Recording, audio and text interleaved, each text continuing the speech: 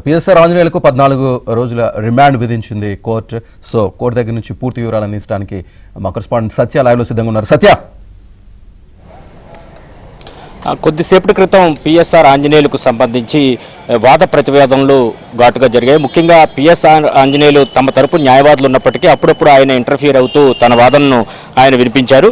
మొత్తం మీద సుమారు ఈరోజు ఎర్లీ మార్నింగ్ ఆయన న్యాయమూర్తి వాదం ముందు ప్రవేశపెట్టారు. న్యాయమూర్తి ముందు ప్రవేశపెట్టిన తర్వాత ఆయన తన వాదనలు ఆయనే వినిపించుకోవడంతో పాటు అటు ప్రభుత్వం తరపున వాదనలు వినిపించిన న్యాయవాదులు చెప్పిన అంశాలను ఆయన కౌంటర్ చేశారు. అదే సమయంలో ప్రభుత్వం తరపున న్యాయవాదులు కూడా తమ డిఫెండ్ చేస్తూ పూర్తి స్థాయిలో తమ వాదనలు అయితే వినిపించిన పరిస్థితి అయితే ఉంది. ముఖ్యంగా తీసుకుంటే కనుక వాద ప్రతివాదనల విషయానికి వస్తే కనుక పిఎస్ఆర్ తరపున నేను ఈ కేసులో సహకరిస్తానన్నాను, అసలు ఇది తప్పుడు కేసు, నేను కేసు విషయం నాకు ఈ కేసుకు సంబంధం లేదని న్యాయమూర్తి ముందు చెప్పినట్టుగా మనకు తెలుస్తుంది. అదే సమయంలో పిఎస్ఆర్ తరపున న్యాయవాది నగేష్ రెడ్డి కూడా వాదనలు వినిపించారు.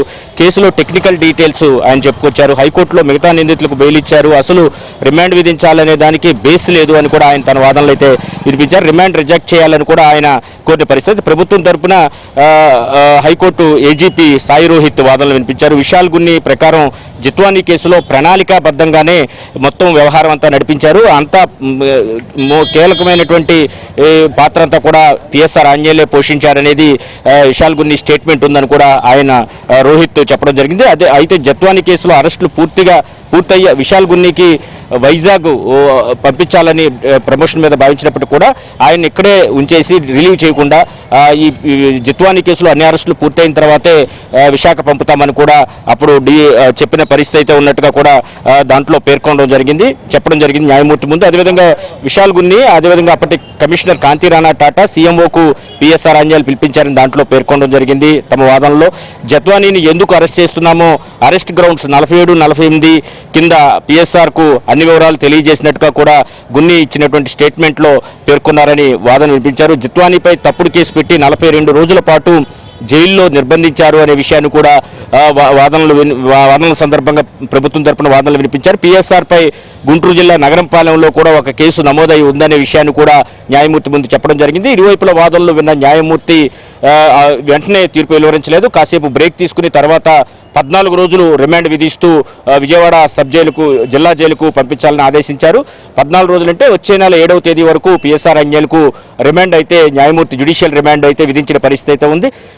రిమాండ్ విధించాలని ప్రభుత్వం కోరిన మీదట 14 రోజులు రిమాండ్ విధిస్తూ కొద్దిసేపటి క్రితమే తెలియజేయడంతో ఇక్కడి నుంచి పిఎస్ఆర్ ఆంజనేయులు కూడా విజయవాడ జిల్లా కర్మాగారానికి అయితే తరలించారు.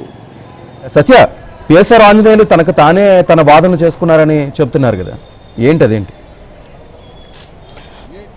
పిఎస్ఆర్ ఆంజనేయుల తరపున వాదనలు వినిపించేందుకు న్యాయవాదులు ఉన్నప్పటికీ కూడా ఆయన తాను కొన్ని సందర్భాల్లో డిఫెండ్ చేసుకున్నారు.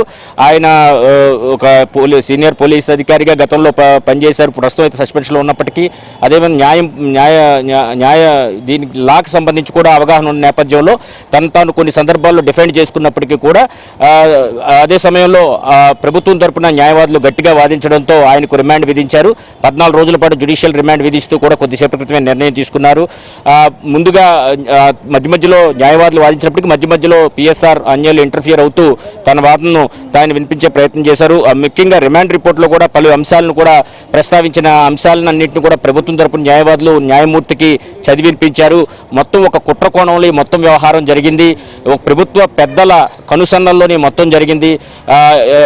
ఉన్నతాధికారిగా కింది అధికారులను ఆదేశించారంటే దాని వెనుక అతనికి వేరే ఆదేశాలు వచ్చుంటాయనే విషయాన్ని కూడా రిమాండ్ రిపోర్ట్లో పూర్తి స్థాయిలో పేర్కొనడం జరిగింది. అదేవిధంగా 2 రోజులకు ముందే విమానం టికెట్లు కొనడం కానీ ఎఫ్ఐఆర్ ఫైల్ కాకముందే, అదేవిధంగా అక్కడ ముంబైకి సంబంధించినటువంటి పోలీసు అధికారులతో పిఎస్ఆర్ రామాంజనేయులు ఏదైతే టచ్లో ఉండడం కావచ్చు, అదేవిధంగా పిఎస్ఆర్ ఈ ఇష్యూలో పూర్తి స్థాయిలో వెనుకుండి నడిపించడం లాంటి అంశాలన్నింటినీ కూడా రిమాండ్ రిపోర్ట్లో పూర్తి స్థాయిలో పేర్కొన్న నేపథ్యంలో వీటన్నింటినీ ఇరువైపుల వాదనలు విన్న న్యాయమూర్తి 14 రోజుల పాటు వచ్చే నెల 7వ తేదీ వరకు కూడా జ్యుడిషియల్ రిమాండ్ విధిస్తూ నిర్ణయం తీసుకున్నారు. కొద్దిసేపటి క్రితమే పిఎస్ఆర్ను ఇక్కడి నుంచి విజయవాడ జిల్లా కర్మాగారానికి తరలించారు. Right, thank you Satya.